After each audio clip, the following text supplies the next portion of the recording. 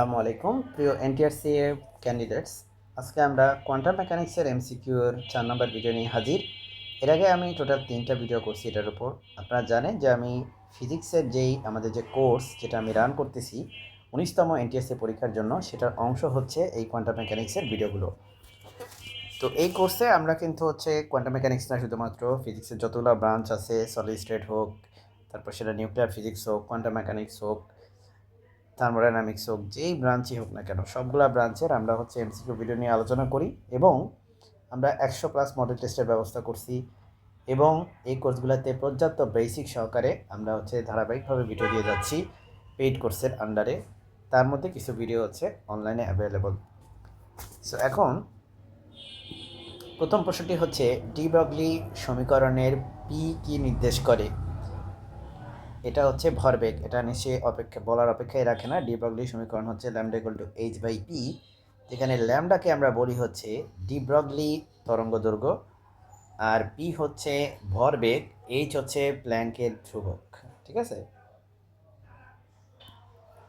এরপরের প্রশ্ন হচ্ছে যে কোন পরীক্ষায় ইলেকট্রনের তরঙ্গ ধর্ম প্রমাণিত হয়?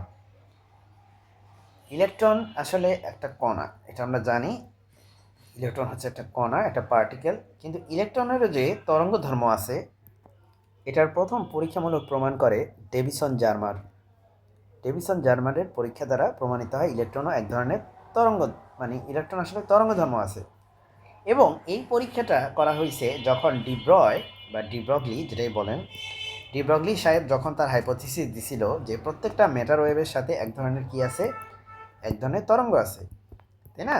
প্রত্যেকটা ম্যাটারের সাথে এক ধরনের তরঙ্গ আছে, যেটাকে আমরা বলি ম্যাটার ওয়েভ বা বস্তু তরঙ্গ। সো এটার যে প্রমাণ, সেই প্রমাণের জন্য ডেভিসন জার্মার যখন তারা ইলেকট্রনের সাথে এই পরীক্ষাটা করে দেখলো, ডাবল স্লিট এক্সপেরিমেন্টটা ইলেকট্রনের সাথে করে দেখলো, তখন দেখলো যে ইলেকট্রন অ্যাকচুয়ালি তরঙ্গধর্ম শো করে।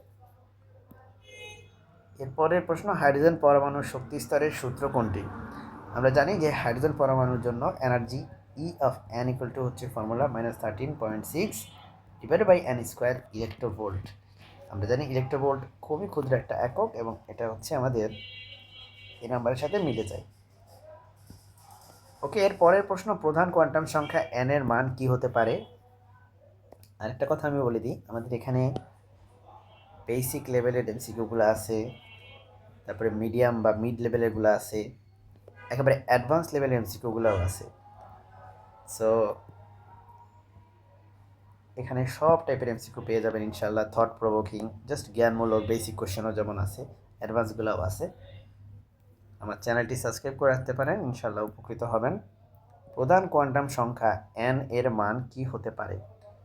আমরা জানি প্রধান কোয়ান্টাম সংখ্যা n এর মান শুরু হয় 1 থেকে, তারপরে 2, তারপরে 3, এভাবে করতে করতে করতে করতে প্রধান কোয়ান্টাম সংখ্যার মান বাড়তে থাকে। সুতরাং অপশন নম্বর বি হচ্ছে কারেক্ট। এর পরের কোশ্চেন হচ্ছে অ্যাজিমুথাল কোয়ান্টাম নাম্বার, যেটাকে সহকারী কোয়ান্টাম সংখ্যা বলা হয় বাংলায়। এটা এল দিয়ে প্রকাশ করা হয়, এবং এই এল এর মান কেমন হতে পারে? আমরা জানি এল এর মান শুরু হয় 0 থেকে, তারপর 1, তারপর 2, এরকম করতে করতে করতে করতে all the way to n-1। উদাহরণস্বরূপ এন এর মান যদি হয় 2, তাহলে এল এর মান কিন্তু তার থেকে 1 কম হবে, তার মানে এল এর মান হবে 0 এবং 1। উদাহরণস্বরূপ এন এর মান যদি হয় 5, তাহলে আমাদের এল এর মান 5 থেকে 1 কম হবে, তার মানে 0, 1, 2, 3 এবং 4 এ পর্যন্ত হবে। সো আমরা বুঝতেই পারতেছি আমাদের অ্যান্সার হচ্ছে 0 থেকে n-1, তার মানে এ নাম্বারটা। এর পরের প্রশ্ন হচ্ছে ম্যাগনেটিক কোয়ান্টাম সংখ্যা n এর মান কত? ম্যাগনেটিক কোয়ান্টাম সংখ্যা n এর মান, আমরা জানি যে ম্যাগনেটিক কোয়ান্টাম সংখ্যা n এর মান হচ্ছে l এর মানের উপর ডিপেন্ড করে, যেখানে l এর মান -l থেকে শুরু করে একদম +l পর্যন্ত সব ভ্যালু n এর মান হতে পারে। একটা উদাহরণ দিই, ধরেন আপনার কাছে l আছে 2, তাহলে আপনার m এর মান হবে, দেখেন, -l, তার মানে -2, তারপর dot dot dot dot dot +2। এই কথাটা মানে কি? -2 থেকে +2 পর্যন্ত সব ভ্যালু, তার মানে -2, একটু বেড়ে -1, একটু বাড়লে 1, একটু সরি 0, একটু বাড়লে 1, একটু বাড়লে 2। তাহলে -2 থেকে শুরু, -1, তারপর 0, তারপর 1, তারপর 2, এইভাবে করে আমাদের ম্যাগনেটিক কোয়ান্টাম সংখ্যা হবে -l থেকে l। ঠিক আছে।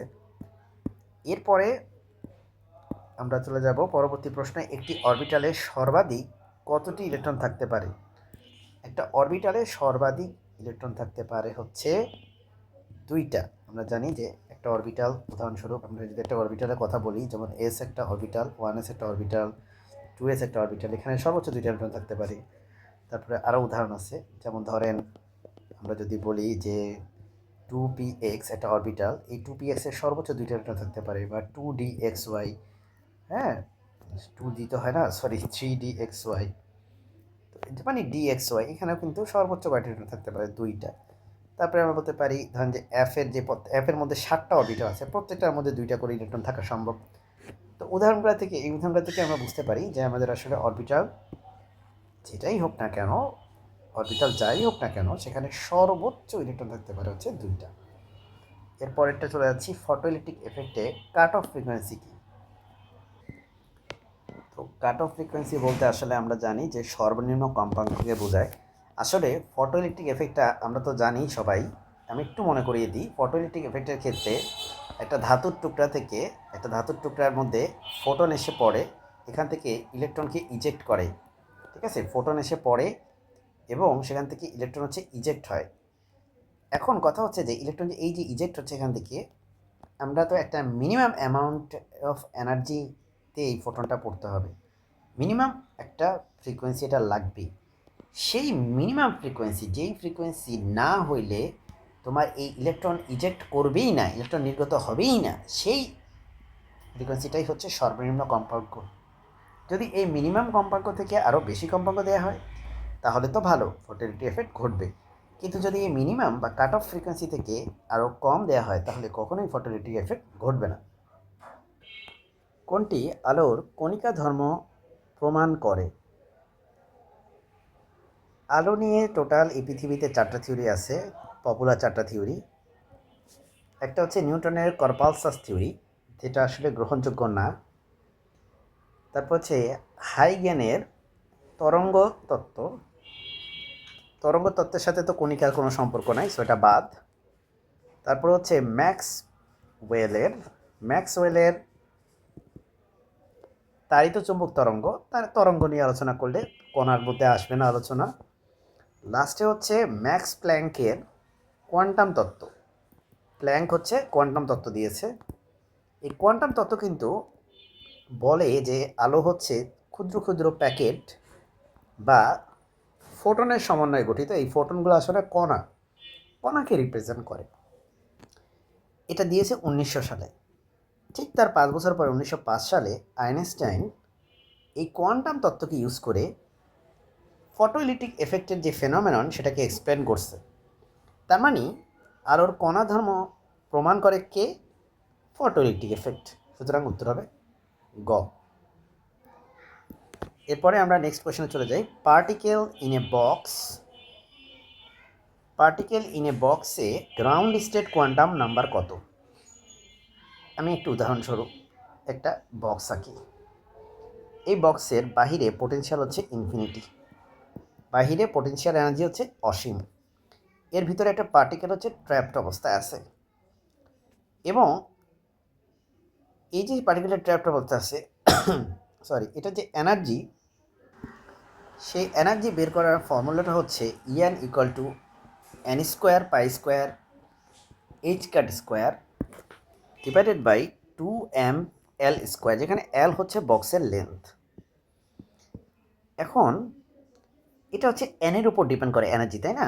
তাহলে এনার্জি, এই n এর মান কত কত অ্যাকসেপ্টেবল? n এর মান 1 অ্যাকসেপ্টেবল, 2, 3 এগুলো অ্যাকসেপ্টেবল, 0 কিন্তু অ্যাকসেপ্টেবল না।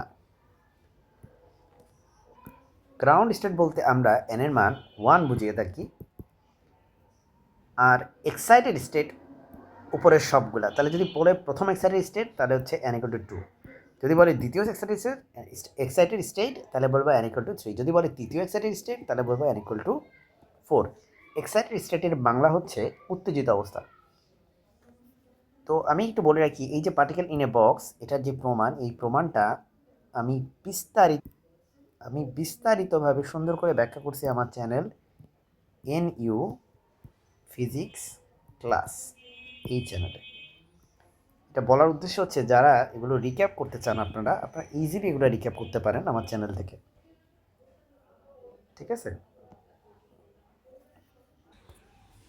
কোয়ান্টাম টানেলিং কোন যন্ত্রে গুরুত্বপূর্ণ? ওয়েল, এটার উত্তর হচ্ছে টানেল ডায়োড। টানেল ডায়োডের জন্য কোয়ান্টাম টানেলিং গুরুত্বপূর্ণ। পরবর্তী প্রশ্ন, শ্রোডিঙ্গার ইকুয়েশন কোন তত্ত্বের ভিত্তি? খুব সহজ প্রশ্ন, কোয়ান্টাম মেকানিক্স, এটার ব্যাখ্যা করার প্রয়োজন নাই। এরপরে আমরা দেখতেছি এস অরবিটালের আকৃতি কেমন। এটা আপনারা জানেন, এস অরবিটালের আকৃতি হচ্ছে গোলাকার, আর পি অরবিটালের আকৃতি হচ্ছে ডাম্বেল, আর ডি অরবিটালের আকৃতি হচ্ছে ডাবল ডাম্বেল। আচ্ছা, পরের প্রশ্নটাই হচ্ছে পি অরবিটাল আকৃতি কেমন, উত্তর হচ্ছে ডাম্বেল। এরপরে কম্পটন এফেক্টে কোনটি পরিবর্তিত হয়? কম্পটন এফেক্টে কোনটি পরিবর্তিত হয়? উত্তর হচ্ছে এখানে তরঙ্গ দৈর্ঘ্য। কারণ আমরা জানি যে কম্পটন এফেক্টের ক্ষেত্রে তরঙ্গ দৈর্ঘ্যের পরিবর্তন হচ্ছে h/m × c 1 - cos let's say phi। এটার পরিচয় আমি একটু দিই, তাহলে আপনার মনে পড়ে যাবে নিশ্চয়ই। একটা হাই এনার্জি ফোটন এসে একটা নিরীহ ইলেকট্রনকে ধাক্কা দিল প্রচণ্ড গতিতে। ইলেকট্রনটা এদিকে চলে গেল, অরিজিনাল ট্র্যাজেক্টরি থেকে ফোটনটা এদিকে চলে গেল। ফোটন যে অ্যাঙ্গেলে স্ক্যাটার্ড হয়েছে সেটা যদি ফাই হয়, তাহলে এই ফর্মুলাটা হচ্ছে সেটাই প্রকাশ করে। ডেল ল্যামডা বলতে ল্যামডার পরিবর্তন। প্রথমে ল্যামডা যদি হয় ইনসিডেন্ট যে ফোটন, সেটা যদি হয় ল্যামডা, আর যেটা হচ্ছে আউটগোয়িং বা স্ক্যাটার্ড ফোটন সেটা যদি হয় ল্যামডা প্রাইম। ল্যামডা প্রাইমের মান বেশি, কারণ এনার্জি কমে গেলে তরঙ্গ দৈর্ঘ্য বেড়ে যায়। সুতরাং ডেল ল্যামডা হচ্ছে মূলত ল্যামডা প্রাইম থেকে ল্যামডাকে বাদ দিতে হবে। সো আশা করি আপনার কম্পিউটার ফিট এমনি মনে আছে, না থাকলেও এভাবে রিক্যাপ হয়ে যাবে। এরপরে হচ্ছে ডি ব্রগলি হাইপোথিসিস অনুযায়ী সব কণার তরঙ্গধর্ম আছে। হ্যাঁ, এটা ঠিক আছে, শুধু আলো তরঙ্গ না, ইলেকট্রন না, শুধুমাত্র সব ধরনের ডি ব্রগলির মতে সব ধরনের কণা বা বস্তুরই সাথেই তরঙ্গদৈর্ঘ্য আছে। এই ছিল আজকে আমাদের আলোচনা। আশা করি আপনাদের এই আলোচনাটা ফলপ্রসূ হলো। এরকমভাবে আমাদের এই পেইড কোর্সে আপনারা পাবেন 100+ মডেল টেস্ট ইনশাল্লাহ, এবং বিস্তারিত আপনারা এই কোর্সে আমরা পিডিএফ দিয়ে দিব। আমাদের হোয়াটসঅ্যাপে সাপোর্ট গ্রুপ থাকবে, যেখানে আপনারা যে কোনো রকম নিজেরা ডিসকাস করতে পারবেন, অ্যাট দ্য সেম টাইম আমাকে কোয়েশ্চেন করতে পারবেন। আমি আপনাদেরকে সর্বোচ্চ সহায়তা করব। আসসালামু আলাইকুম।